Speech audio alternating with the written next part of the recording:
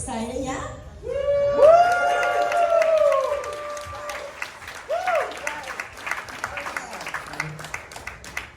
So, let's start off. How did we get involved in acting? Or effects? Are you on? Hello, everyone. Master of technology. Well, my involvement in effects in general started when I was a child. I had, a father who showed me things, movies that I never should have seen. My mother didn't approve.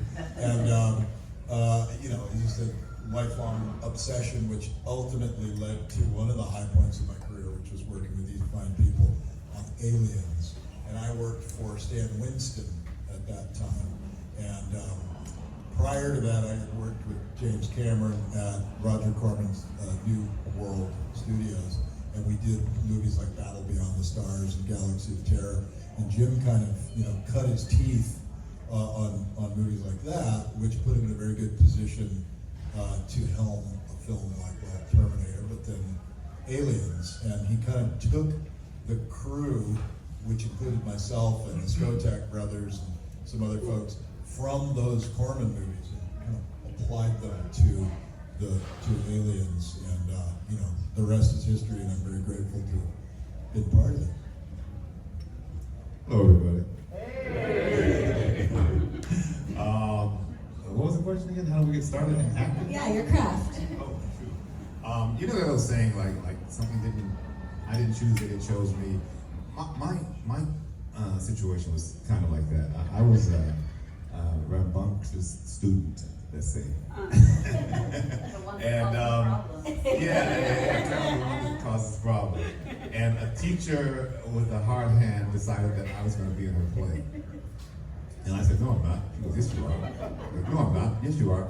She ended up winning. And the reason that I didn't want to be in the play also was because at the time, I was really bad at reading aloud.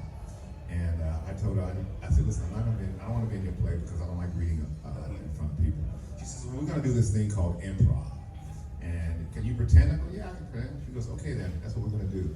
And that was the start of it. I did one play, that play that she was talking about, and then I did another play which was a really big hit at that high school. And later on in college, when I had to decide what I wanted to do, some counselor was counseling me and said, well, what do you enjoy doing? What do you think you're good at? And do you think you can make a living at it? And I went through my head and I thought, well, I like acting and I think I'm good at it, so we'll give that a try. So that was it. Hey guys. So I was not a happy camper teenager making trouble, and my parents were freaking out, and they borrowed some money from my grandparents and threw me into a boarding school to see if they could, tame me. And while I was there, somebody said, "Here, take these, learn those lines. You're going to be in a play." And I kind of knew what plays were, but I'd never been to a theater before, so I said, yeah, okay. And I learned the lines, and immediately everybody said, oh, you're really good at this. I said, what? I had no idea what I was doing, learned the lines, stood up, said them, they said, you're really good. I said, no idea. Well, you could be in the next one. And I got in the next one, so as the years went by, I stayed at that school for about 3 years and just did a ton of plays. And a buddy of mine who was at that school and left and came back said, guess what? I just got accepted to a theater school. I'm going to be an actor. And I went, what? Oh, people do this. And I did it. And that was it. The rest was history. It took me about 2-3 years to get my head around that. But hey, and I realized there was nothing else I wanted to do more. So there we go. Hello. Well, I was forced into it because my father was a single parent and he decided that Saturdays was the day each of his kids had to do something and get out of the house so he could clean and pay the bills. So he'd taken us to the theater, and then I lived in Bethesda outside of Washington, D.C., and there was a small fringe theater group called the Washington Theater Club, and they had Saturday afternoon student or child workshops. So I went down there, and I think the prevailing theme amongst all of us is going to be that somebody said, "Hey, you're really good at this," and that was my first bite. And there you go. Hello. So it sounds like a couple of my co-stars up here were the kids that make my life very hard on a regular basis at work. So maybe you guys can come and talk to some of the students and maybe give them a tip on some things to do. So my story is a little bit different. I was eating lunch in my school cafeteria, and Sarah Jackson, who was a casting director, came around taking pictures, which sounds a little creepy now, but I didn't think anything of it at the time. The irony is, at the Air Force Base that I lived at, you could go home and eat lunch. So if you lived within a certain radius, and we lived within a certain radius, my mom was a stay-at-home mom, so I would often go home for lunch, because why not? This happened to be a day that my mom was not going to be home. So normally I wasn't even eating in the school cafeteria. And came around taking pictures and didn't think anything of it. And then she took the pictures back to James Cameron, and he picked out the people kind of that looked what he had in mind. And then they went back to the nurse and said, okay, these are all the people, what are their names, how can we get a hold of them? Because she knew everybody, it was just easier. And my dad was a medic in the Air Force, and so she knew my dad and said, hey, they keep going back to Carrie's picture. Just to give you a heads up, they're gonna be calling you, this is what they're gonna be asking you. My dad came home from work and he's like, did someone take your picture at school the other day? Oh, yeah, I don't know why, but they did. So we're like, okay, well, and then my parents said, would you like to give it a try? So acting wasn't something I'd ever done before. I was like, yeah, sure, So we kept going back for auditions at our school. And then they called up and said it was between myself and another girl. So they had me go to Pinewood, and I met Sigourney, and I was completely starstruck because Ghostbusters had just come out. So I went out and I bought myself an autograph book, and I walked in and I was like, hi, can I have your autograph, please? And I guess by that stage they pretty much knew it was me, but they just wanted to see what our chemistry was like. So they were all kind of laughing about me asking her for her autograph. But yeah, so that's where my story began and kind of ended too. So. Hello. My parents would tell you that I was always a drama queen, but I'm going to say I was a model student and never gave anybody a lick of trouble. But when I was a freshman in high school, we had moved and I transferred to a new school, and it was much bigger and it had many more facilities and opportunities than my little previous school. So I tried out for everything. I tried out for cheerleading, that was a bust. I was on the math team for about 10 minutes. And what I got into was I got a role in the play, and that was very rare for a freshman at that time to have a lead. And then after that, that's what I did in high school. I was in all the plays, and senior year in the yearbook, I was voted best actress and all that stuff.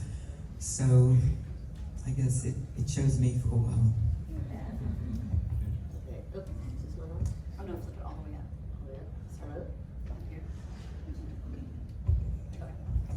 So, just trying to think. Yeah, there's a theme with the boys that you were. I see it. Yeah. No, that wasn't me. My parents were huge theater lovers, and even before we were born, they would spend every cent and go to see a play. They lived in New York and Manhattan, and they collected all their playbills and things like that. And so they would take us to see plays, and it was magical. The curtain, the lights went down, the curtain went up. I mean, it was terrifying. There were live people there, and so I was a very shy child.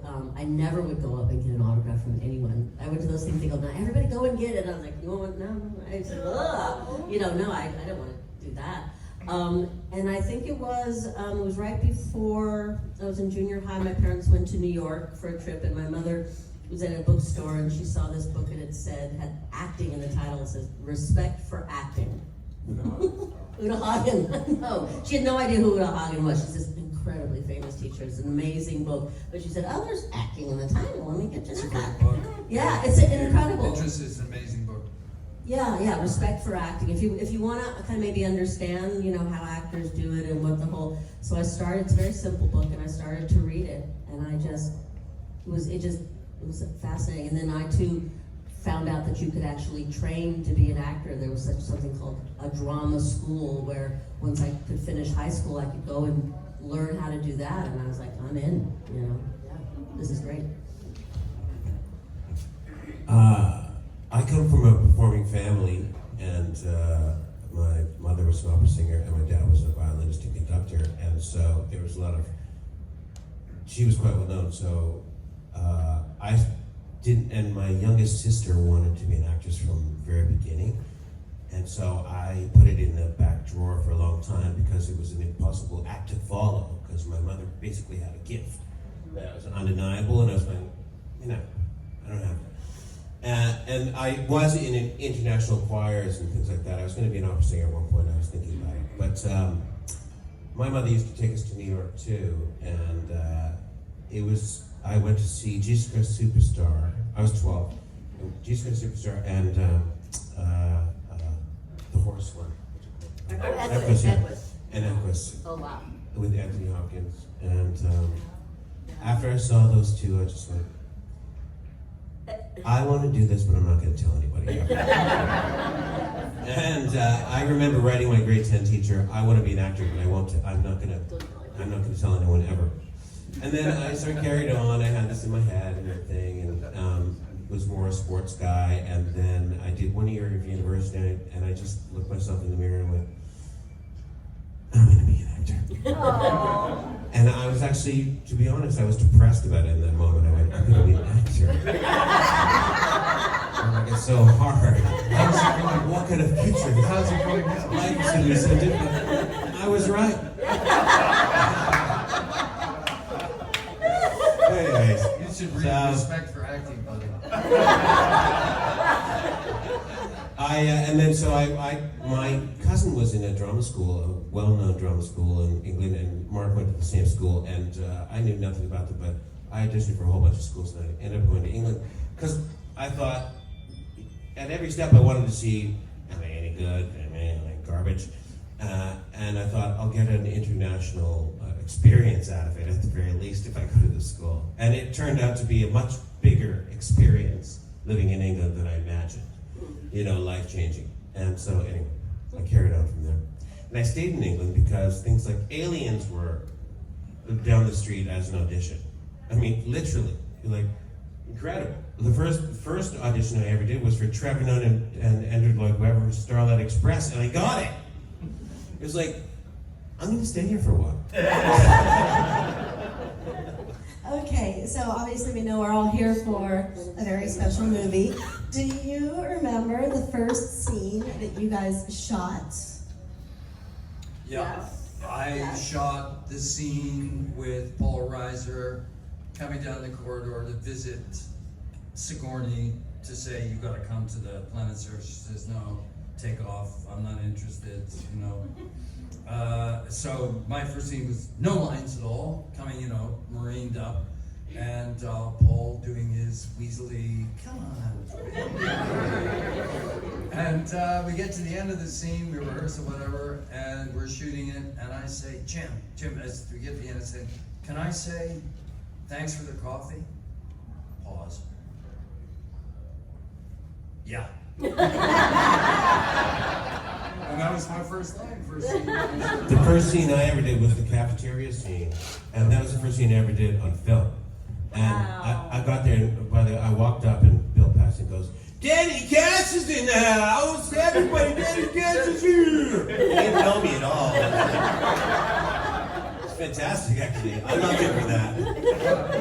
And because I was shitting my pants. And no one did their lines. Everyone was all over the script. Al Matthew was big, and everyone was saying all kinds of improvious shit around. And I was like, I just came from a classical theater school. Everything is word perfect. I didn't know you did this. Well, the reason Bill said what he just said is that you don't ad-lib, you don't mess with Jim's script. You have to ask permission. And in the cafeteria scene, we were ad-libbing a lot, but we weren't all mic'd. So only the people with real lines show up on it. Because I was talking and I'm watching the movie and it's like, I'm not hearing myself.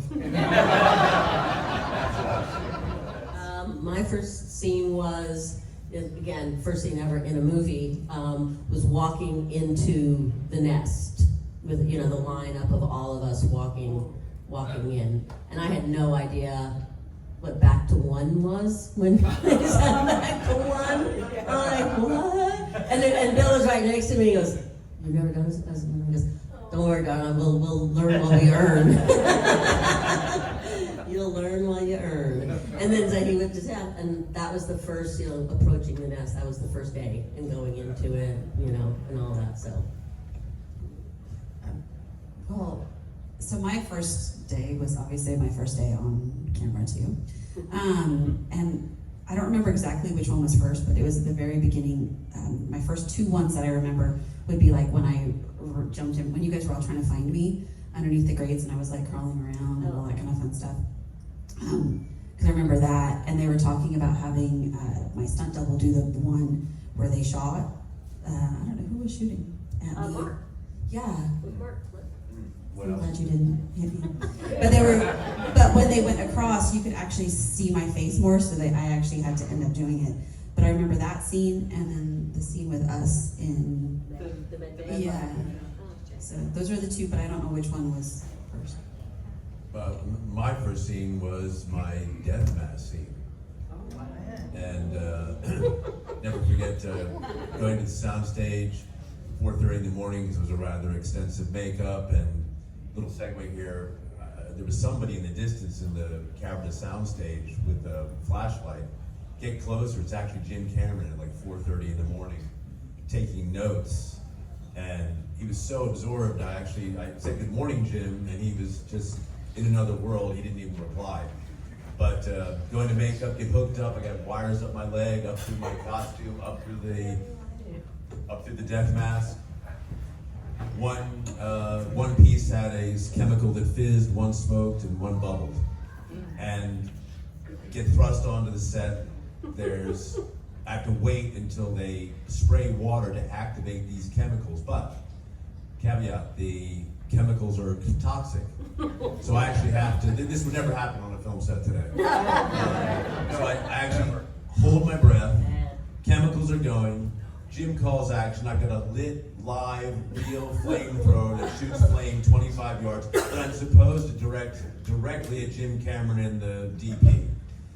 Flame bars to the right, big helicopter fan off to the right. I turn into camera, fire the thing, the first take, I fired it above Jim Cameron, because in the action I was like, oh fuck, I'm gonna set him on fire. So I fired slightly above, and then after the fact, Jim was like, no, Mark, no, directly right down the pipe, just shoot it right at Glenn. So I was like, okay. So we did it twice, but after I fell in between the flame bars and waited for two guys much bigger than me, and I was weighing well over 200 pounds, they lifted me up by my arms, stuck me in front of the helicopter fan. I'm still holding my breath, by the way. And then the helicopter fan blows away the toxic fumes, and then I could breathe. And that was my introduction to action filmmaking. Ricco? My first day was, it was with the original Hicks.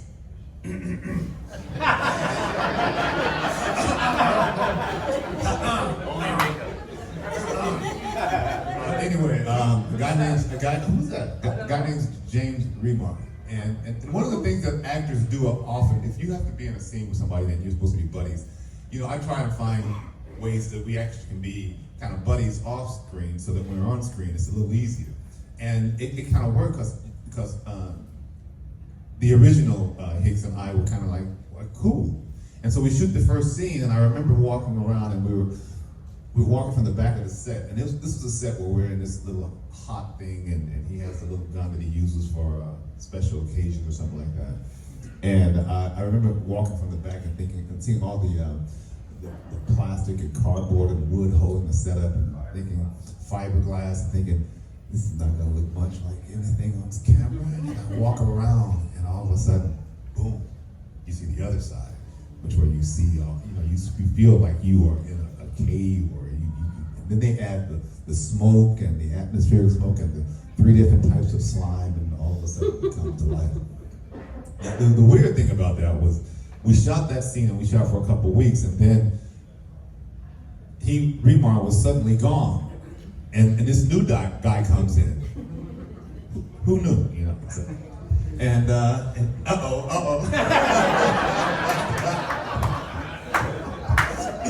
he's like, give me the mic. Yeah, I just wanted to say that he's right about wanting to bond with somebody and with an actor and the actors you're working with. And so with Ricco, what I did was You went the other way. Offset, we went and played basketball, and I let him. I'm leaving. I let him beat me in 1-on-1 basketball to make him feel good about our relationship. It worked. I felt great. And we became good friends. Actually, thank you. It was really interesting, the little swapperoonie they did on us, because nothing was said.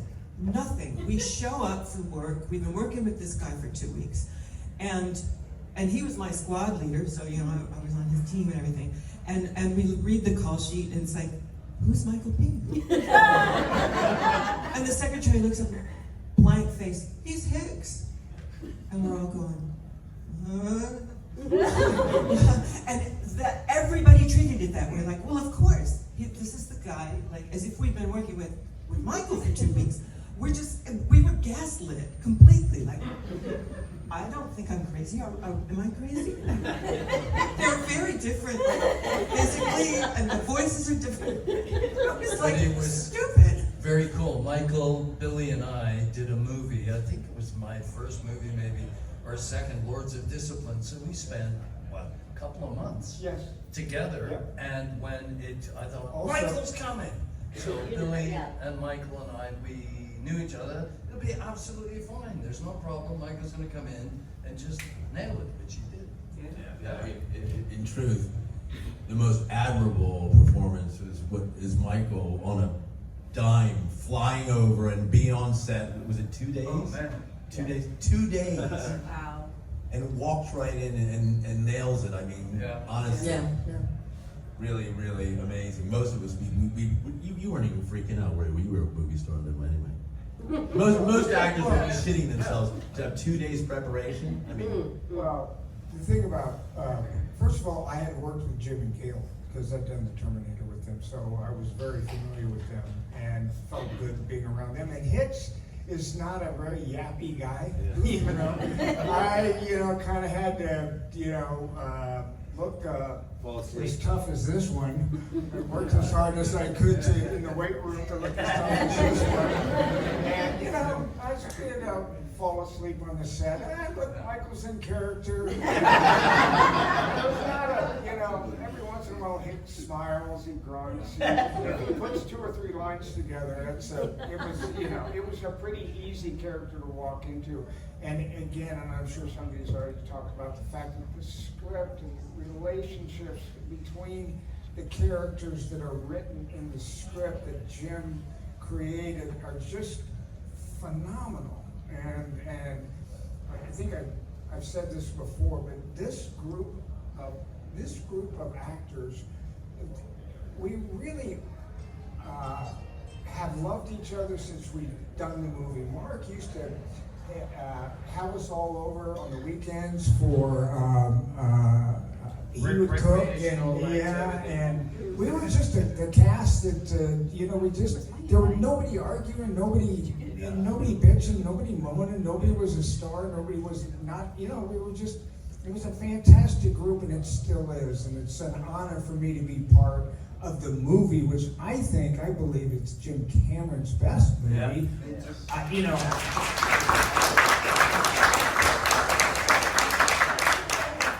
I'm biased, but I just think that, and it's because of this group here, and he's just he picked an incredible cast, and this one here was so wonderful too. It's just she was just so good, and people talk about Jim. It's difficult, this and that. He used to treat her. Didn't he treat you so well? Didn't he? Yeah, and like when I first started on set, he went to my dad and he was like, just give me some tips. What can I do to work with her? Because I hadn't worked with many children.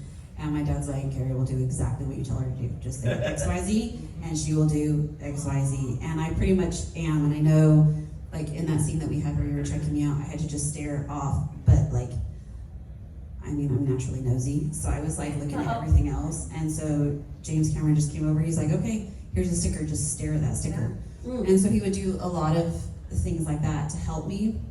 The only time is once, I'm sure he probably had some thoughts in his head, because we were doing this one scene, and it was when you guys come and get me when I'm sticking my hands and I'm here and here in the water, and nobody else was on set. They were just doing the part with me underneath, and he told me, okay, I'm gonna say the line, whatever it was, and then you're going to give your line. So I said, okay. He's like, are you ready? And I said, yeah. So we started filming, and he says a line that was not the line he told me he was going to say. And so I didn't say anything.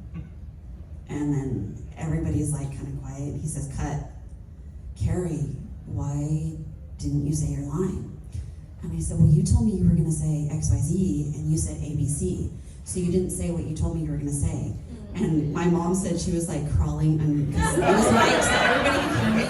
So she's like, Carrie, I was crawling underneath the table, and everybody went, Get your shit together, Cameron. and then he just said, well, Carrie, you're absolutely correct. I did not say what you told me to say.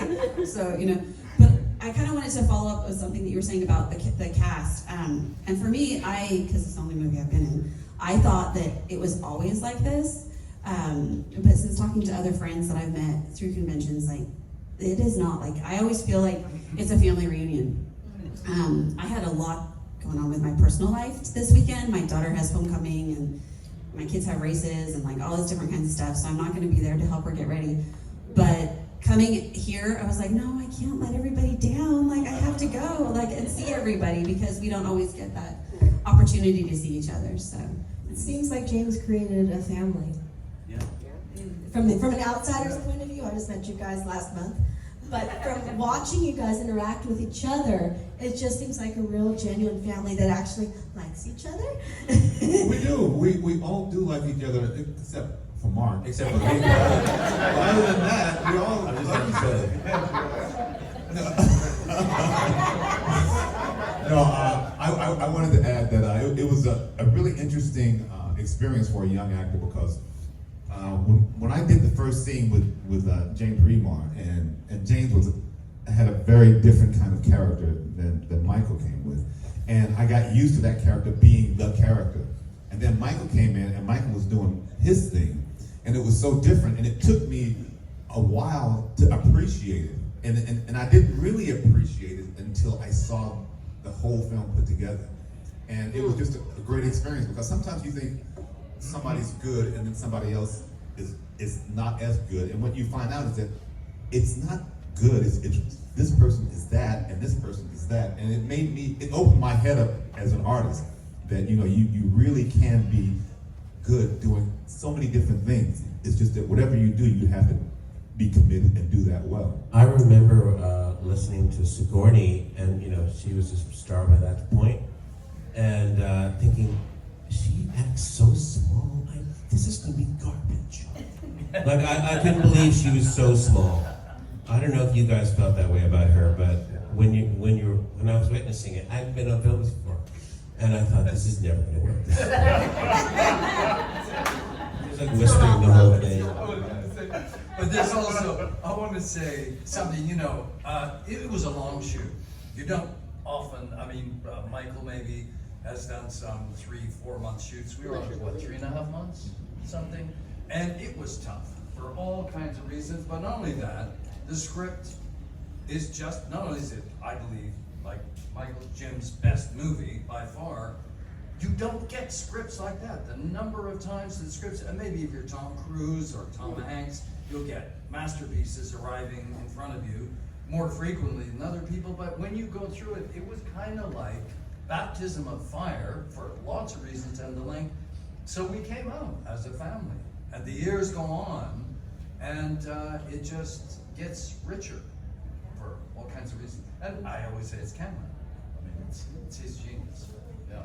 I have a question. I want to talk to Alec over there, hiding over there, before I turn it over to the audience. I died. What was your process in creating our monster for this movie? Because you're a professional monster maker. What was your process in delving into this guy?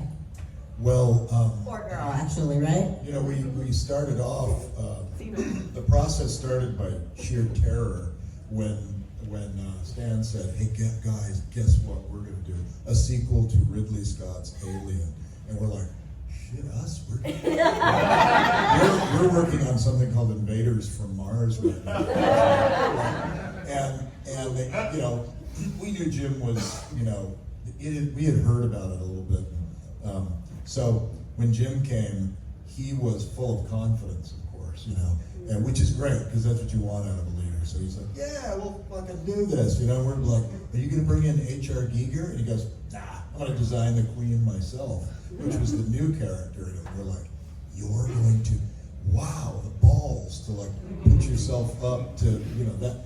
And then we saw his drawings, and we're like, oh damn, yeah, this because you know Cameron's an artist. Cameron was an effects guy, and you know he's got it in his head, right?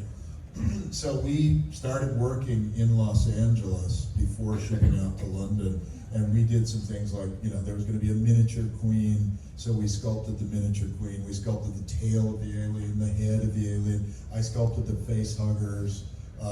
We got a jump on everything we possibly could, and we molded those things, and then we shipped the molds to Pinewood. And for me, I had to stay behind a little bit in LA while the rest of, well, Stan and his other, you know, 4 guys went to London, and I was, bye, you know, because I had to stay to do the set work on Invaders from Mars.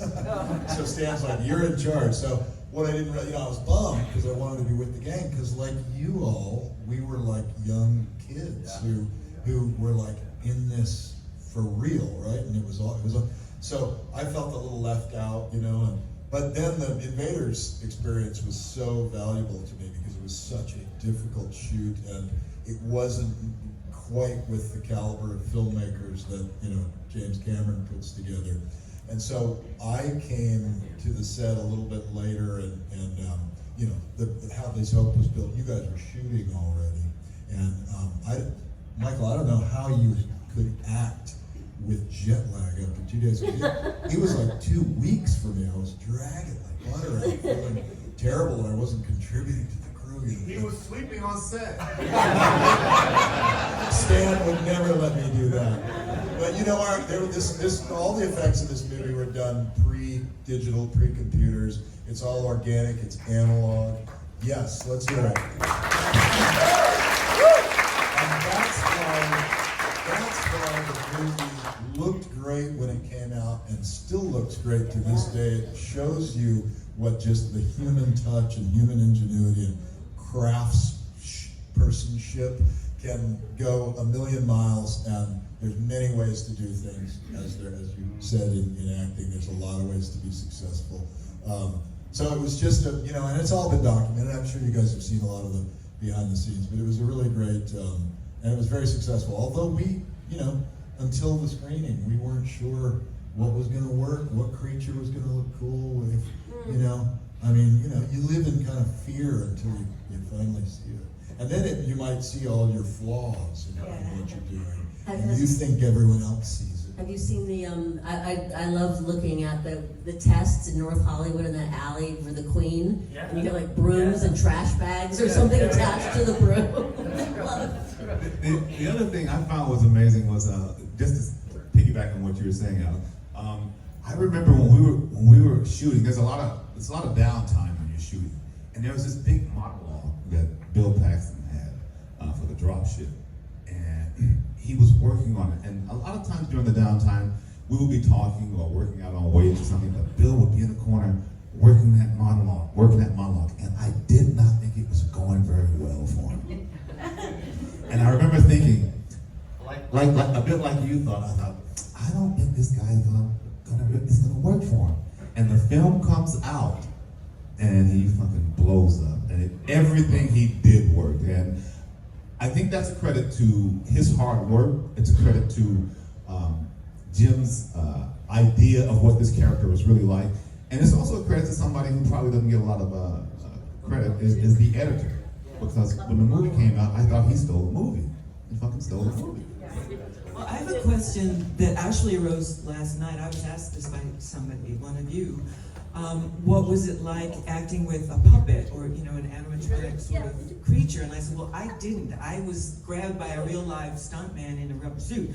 But Carrie was with the Queen. And so this is perhaps for Carrie and Alec, is what was that like? How did that work? Because I wasn't there that day they were shot. I want to hear it from you. I've never heard this question. I'd love to hear it. I don't know, it didn't seem that different from the rest of the stuff, to be honest with you.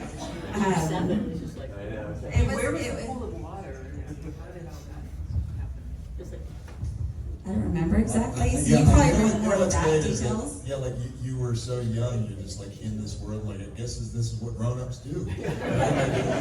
Yeah, like Sigourney said, Carrie is so oblivious that this is not normal. Yeah. Even my own children, I have a wall and it's like my aliens wall, and my grandparents had read this thing years ago that was like, if movie stars, when they win their Oscars, they put them in the bathroom, so it's like the humble brag. Everyone sees it because everyone goes to the bathroom, but you're not like in your face, And so, it was a little bit embarrassing because my grandparents, their humble brag was on the back of the door of the bathroom was a big old, the picture, the poster from Aliens. A little bit kind of an interesting place. So just outside of our bathroom, I have like my Aliens wall, and I have my scripts, things like that, all up there. And my daughter, when she was little, when we first moved in, she's like, and this is our special wall. See, here's my friend. So there's my friend Sigourney. Oh, here's our friend Ricco. And she was like pointing everybody out, and she was like saying to her friends, and my friends were like, dude, she has no clue that this is not normal. So like for me, being on set like with an Aliens, it was like, all right, okay, here's another day. What are we doing? It was cool because it was so different, and I didn't know what it was going to look like until we were on the set, and they had all the eggs and everything around, and then they had the Queen Alien up there. I know Sigourney was really worried because she had so many different things, like some of the shots were blanks, some were not, and then she had the fire, and she had all this stuff, and she had a 9-year-old. So there was a lot of things where she's pushing me behind her, and it wasn't necessarily what she was told to do, but I think it was more of that motherly instinct. But I would you could see me kind of peeking around because I was like, what's going on? This is kind of cool. What's going on today? Ooh, there's a lot. Yeah. So that wasn't, and it was more things there was there was things I was specifically told you stay away from, and one of them was the little smoke thing because the end of it was really hot. And on that day, I was so worried the whole time because I backed up when I wasn't supposed to, and I backed into it. And since, of course, I had holes everywhere, I hit right where the thing was, and I was like, oh, and I jumped away real quick, and I kept thinking, oh, I hope James didn't see that because I'll get in trouble for being near it. So it was more of that kind of stuff that I remember from that than the actual alien. I remember Carrie on set, and the beautiful thing about having a 9-year-old, especially the way she was at that time, because she was so real, so just normal. And on set, there's a lot of... Would you still call me normal? That is the question. Well, on set, when you're around actors working, there can be a certain amount of tension there because everybody's focusing on what they have to do. And then you got this little girl that's going, hey, how are you today? Did you like the tea? And all of a sudden, your stress level just dies. And I just fell in love with her. I'd never worked on a set with a little child before. And I just felt like it took away a lot of the tension that is normally on the set. In terms of the Carrie and the Queen and other actors with all the pieces, I mean, Cameron did something very brilliant in that scene where, the threat is that, that this child is in danger from this vengeful mother, right? But instead of, I think, some other directors might have tried to block that where like, well, then Carrie's gonna run around and duck in between the power loader and the, Cameron knew that was not, that's not gonna happen. So that was the clever part when he had her do what she does, which is to go under grating and hide, and that created separation between what was going on up top and all the technical stuff and her. And then you have those great POVs of her, you're looking down at Carrie and then you're looking up through the grating at the Queen, searching for her. It's very creepy. And he went for that as opposed to, I think, what might happen in a contemporary movie, which is that like all the shit's got to be piled on. So that helped us. But I think we're all big believers in having something on set. Actors, Stan used to say this all the time, our work will be ineffective if the actors do not believe it. So in modern films, you very often have people acting to green tennis balls or whatever, and they can do it, and because they're actors and they're pros, but it's more difficult, and it's and eye lines are maybe not quite right. But in this film, you see, Sigourney is that far away from a snapping Queen alien. The flame is real, and it's all there, and it's visceral, and I think it just builds the success of the movie. I just, thought of a move, since we were talking about Carrie and Newt, and it's one example, and I have dozens and dozens of examples of working with Jim Cameron, and that when you come up with an idea that is different than what Jim Cameron thought of, he has enough confidence to say, oh, that is a good idea. But yeah, Michael, do that. And one example, because we were talking about Newt, is that when we were all looking at the map, you were like running around, like trying to to see what was going on. And I said to Jim, it wasn't in the script, I said to Jim, do you mind if I just like pick Newt up and she's kind of knows, let me put her up. He said, what do you think? He said, good, Michael, yeah, let's do that. That's just an example of a director who's very, you remember that? Yeah. That was not scripted that way. That's just an example of a director who is not, who is so confident in his own abilities that when he hears an idea that he hadn't thought about, he's not intimidated by it and just says, yeah, that's a good idea. It was good for me, it was good for Hicks, it was good for Carrie, it was good for the movie. It's a little terrifying when you don't want to waste, he would have no patience for, he wouldn't be mean if you suggested something and it didn't work, but if you were trying to pad your part or, that kind of thing, it was scary to suggest something and I was definitely scared. You mean what Ricco was doing? There are some actors, but I remember, I had this idea, and I thought, oh God, but I've got to say it to him. It was the scene where we wake up and we're in our undershirts and shorts and everything, and it was the Pay Vasquez you've been mistaken for a man, and there was no pull-ups in that. It was just he just says they pass by each other, and he gives the line. And I was thinking, oh my God, he's stupid, but he's not that stupid. I'm nothing like a dude in a tight undershirt. And so I said, but I've got this idea, and I told him, if you get the rig a pull-up bar, I can do these really difficult pull-up bars, and if we could do the line, when it's right there, maybe put the camera there, it will work better. And the same thing, he kind of paused, because that was a big ask, because they had to get the grips out and do the whole thing. And he's like, okay, and he stopped it, and he had that set up. And that worked. Yeah, it worked. I mean, if you're doing something to make the story better, we're all working together. That's the whole point. Because the line's the same, but it makes more sense. Yeah, exactly. Yeah. And the one thing that Jeanette is describing is she really is badass. she made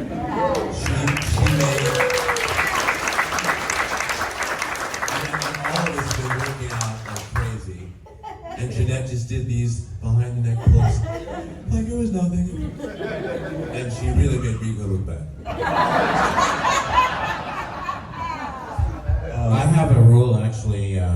another director who says, I always tell young actors, don't ask, just do it, and then the director will think it's their idea anyway. So it's nice that James created that atmosphere that you felt you could do that. But in my rules, don't ask. Yeah, I remember Bill followed that. Paxton followed that. the breakfast scene, and we were riffing a little bit, and James was allowing it to go, and so some of that stuff wasn't in the original script. But like Michael said, the brilliance of James was, I think, part of it was he cast really well.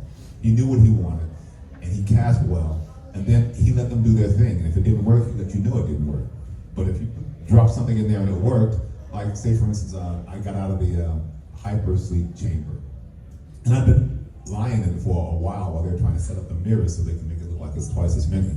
And I remember thinking, I hate this job. And so I get out of it and I say the line, I hate this job, and he goes, next take, keep it in. And it was like that, you know. If it worked, it was in. If it didn't work, he let you know that too. I was to say the hypersleep thing at the end. James Cameron was not really happy with me because, as you probably remember, I liked to talk.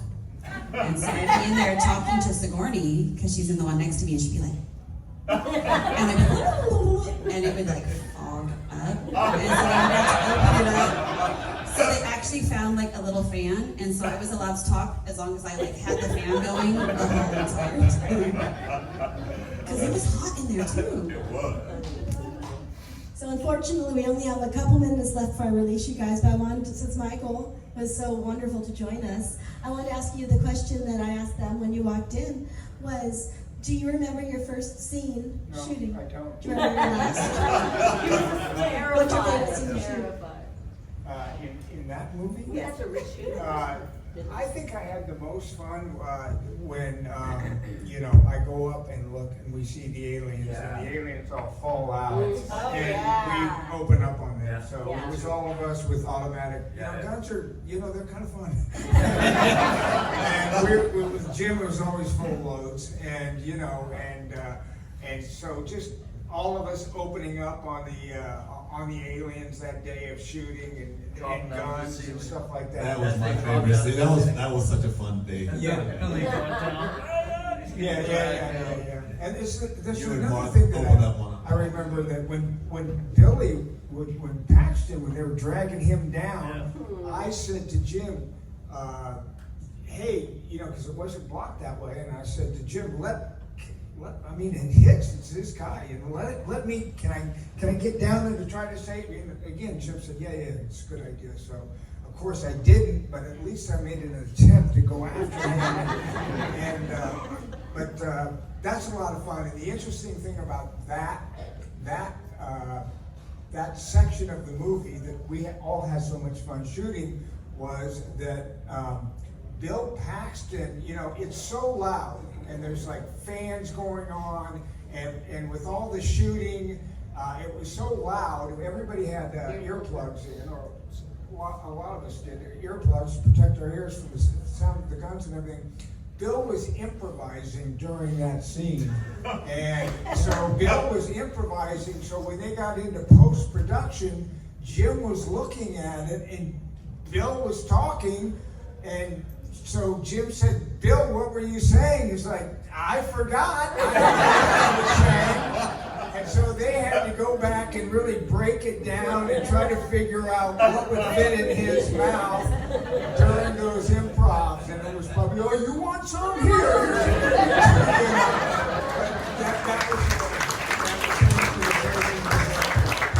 Thank you guys all so much for coming.